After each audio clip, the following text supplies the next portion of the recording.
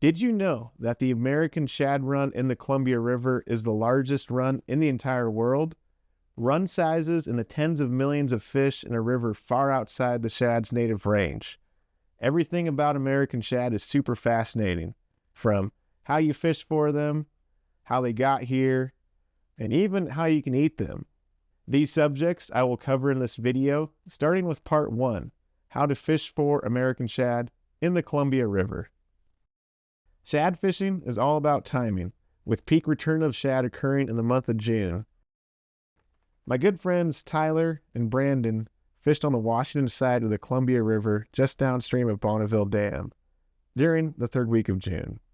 We fished on the shoreline rocks with a very simple setup consisting of the following: 10-pound monofilament. On this 10-pound mono, there will be a 1/2 ounce sliding egg sinker, then a bead to protect the knot on the barrel swivel. Your barrel swivel, followed by a 5-foot leader of 8-pound mono to a 1/16 ounce shad dart.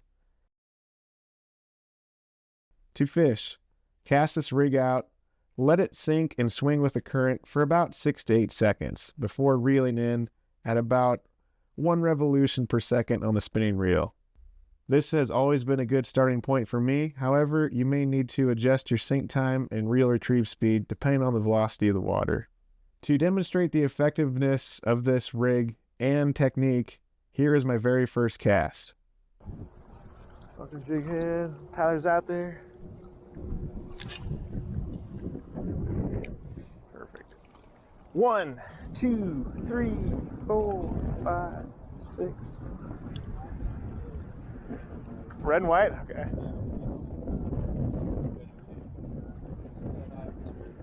Yeah.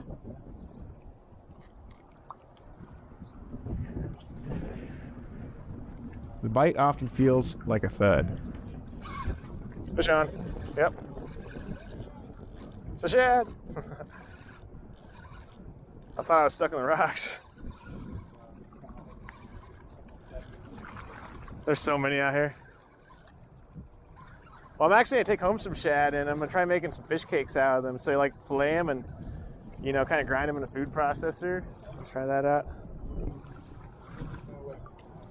Yeah, I might string a couple of them up here. I got it. You're good. Woo. Oh no. We're good. Freedom.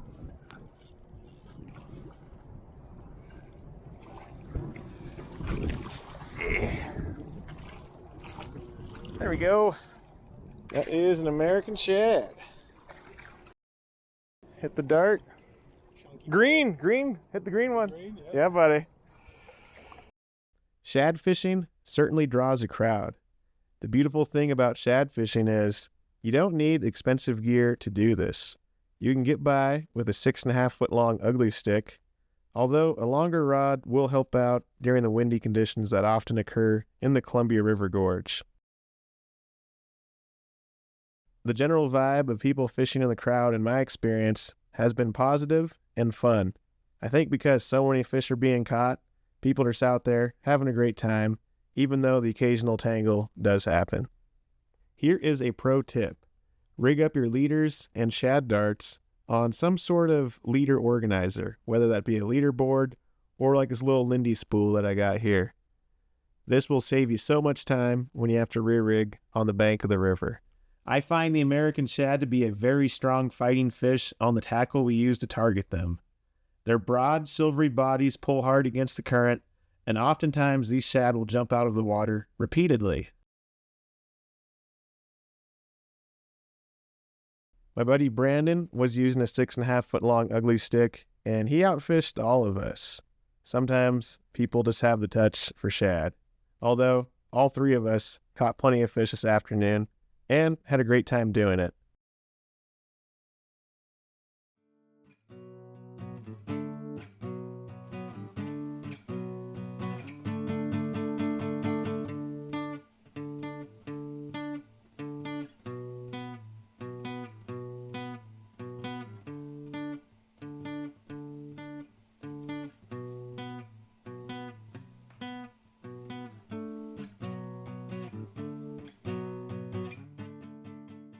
American shad are now the dominant migratory fish in the Columbia River.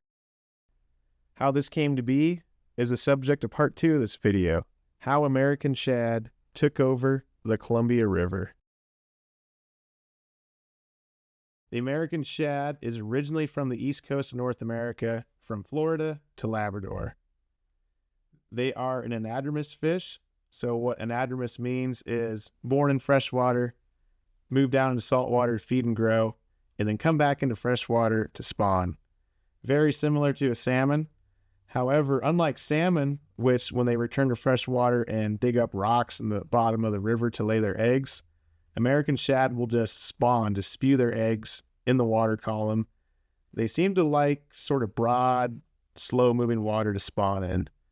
This broad, slow-moving water, which makes up the Columbia River today, is a major factor in how the American shad population exploded in the Columbia River, which we'll discuss later. American shad are a very popular food fish on the East Coast. In fact, in John McPhee's book, The Founding Fish, it is noted that the American shad was consumed by soldiers during the American Revolutionary War. In fact, during the brutal winter where the American Army camped at Valley Forge, the Army's survival is largely related to having an abundant supply of shad to eat during the winter. So, without American shad, there might not be an America today. After America was founded, America moved westward towards the Pacific coast. In 1849, many began to settle around the San Francisco Bay, spurred on by the California Gold Rush. Here, as cities began to take shape, some people thought, you know what would be awesome? If we had American shad right here. Enter the United States Fish Commission, a government agency tasked with improving fisheries in the United States, and whose flag was a white fish in a red diamond on a blue background. They took on this request to move American shad from the East Coast to the West Coast. They called upon Seth Green, who was basically the founder of raising fish and hatcheries in North America. Seth had 12,000 baby shad at his facility on the Hudson River near Albany, New York.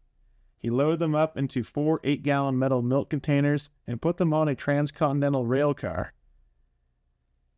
He and his shad departed Albany on June 19, 1871.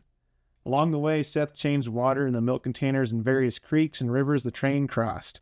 Seth also released 200 shad at the following locations on his journey: Lake Erie at Cleveland, Lake Michigan at Chicago, and in the Provo River in Utah, because why not? Seth and the shad arrived at the Sacramento River a week after departure on June 26th, where he released 10,000 baby shad. With the majority of the shad still alive after a big journey, everyone was super excited and wanted to bring more shad to the West Coast. Enter Livingston Stone, another old-timey dude with a beard, was tasked with bringing 20,000 shad to California from New York by rail. Now things had gotten more sophisticated, with rail cars providing ice to regulate water temperature. In June 1873, he heads for California from New York. However, a few days into the journey, disaster struck. As the train was crossing the Elkhorn River in Nebraska, the bridge collapsed, causing the train to crash into the river. Livingston himself almost died in the crash, and the shad were a total loss. Livingston wired the boys in California, and the response he got was, "That's crazy, bro. Can you please try again?" So, Livingston tried again. He goes back a month later, successfully brings 35,000 baby shad to the Sacramento River from New York. Additional shad releases on the Pacific coast occurred around 1885 in the Columbia River, Snake River, and Willamette River. Remember, the very first shad brought to the Sacramento River was in 1871. Just 5 years later, in 1876, the first American shad was caught in the Columbia River. At the time, people thought shad stayed in the ocean next to their home river. and figured shad released in the Sacramento River would live only in San Francisco Bay. Clearly, that was not the case, as over the following century, American shad are seen from Baja California to Alaska and even the east coast of Siberia. The Columbia River now hosts the largest run of American shad in the entire world. For decades after their arrival on the Pacific coast, shad numbers in the Columbia River were relatively small compared to today. The construction of Bonneville Dam in 1938 and its fish ladders show throughout the 1940s and 1950s, yearly shad counts were in the thousands of fish. It was known at the time that shad could not get past Celilo Falls. Celilo Falls was a very important salmon fishing location for Native American tribes who would often dip net salmon from the wild, turbulent water. This obstacle was too much for shad, but not salmon, who could jump over it. We see after 1957 a dramatic increase in shad counts at Bonneville Dam. In 1957, the Dalles Dam was completed, which raised the water of the Columbia River and drowned Celilo Falls. With no obstacle, shad expanded into new habitat upstream. Additional dams on the Columbia River provided slackwater reservoirs, making the lower Columbia River ideal spawning habitat for American shad. Shad counts exploded, and now are counted in the millions, not thousands. They are known to go up the Columbia River as far as Rock Island Dam by Wenatchee, and up the Snake River at Lower Granite Dam near Lewiston, Idaho. Today, in the month of June, it is not uncommon to see daily shad counts at Bonneville Dam over 100,000 fish. I strongly recommend a trip to Bonneville Dam in June. You can obviously fish for shad. You can check out the ladder on the Washington side where all the footage for this was filmed. Not to leave out the Oregon side, I highly recommend a visit to the Bonneville Fish Hatchery and Sturgeon Pond, where you can see Herman the sturgeon, a 10-foot-long white sturgeon. He's very photogenic. Shad were brought here as a food fish. However, it has been my experience that many people in the Northwest do not care to eat shad, largely because these fish have a lot of small bones, or they may associate shad with crab bait and don't care for their smell. In the third and final part of this video, I provide a relatively straightforward way to prepare shad, which I find quite tasty. We bleed out shad in the water and put them into coolers. We fillet shad in the same manner we fillet other fish and cut the fillets into 1-inch cubes. For making shad cakes, I follow a recipe found in the Meat Eater Fish and Game Cookbook for fish cakes. To start, I find it best to whisk eggs before combining them in a food processor with the chunks of shad.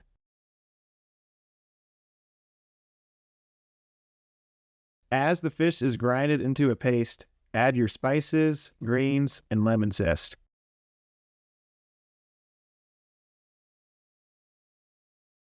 Next, add panko breadcrumbs into the food processor.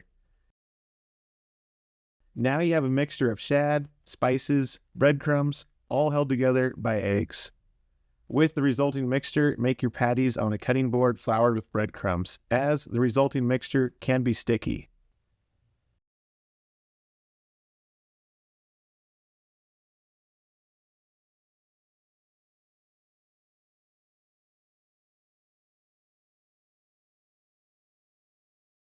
Place form patties in a frying pan with 2 tablespoons of vegetable oil at medium heat.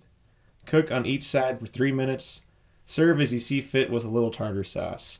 The food processor pulverizes the small pin bones in the shad chunks, making them unnoticeable in the resulting fish cakes. Shad itself has a mild flavor which is overcome by this blend of seasoning. So here is a way to make use of the vast quantity of easily accessible protein that swims up the Columbia River. Yes, it takes a little work, but I think it's worth it. If you'd like to try this out yourself, the full recipe is in the video description below. Thank you for following along with me on this. I had a lot of fun putting this video together. I am an angler and fish biologist. I enjoy sharing information on fishing as well as historical background on the fishing we have today. The shad story in the Columbia River is a pretty crazy story. All of the background information I got for American shad on the Columbia River comes from this excellent journal article by Hasselman and others in the journal Fisheries in 2012. It is a great synthesis of all the craziness of moving fish around. I have been asked, are all these millions of shad bad news for salmon? Because as shad numbers have increased, salmon numbers have decreased. And the same people that wrote this article wrote a complimentary article where they explore this question, are shad bad news for salmon? In June of this year, I will go down to Bonneville, as is tradition, to fish with my friends for shad. And I'll make a video where I explore this question, are shad bad news for salmon? If you found this video enjoyable, give it a like. If you have any questions or thoughts, leave them in the comments below. If you found this video informative, consider subscribing. And as always, I will see you in the next one.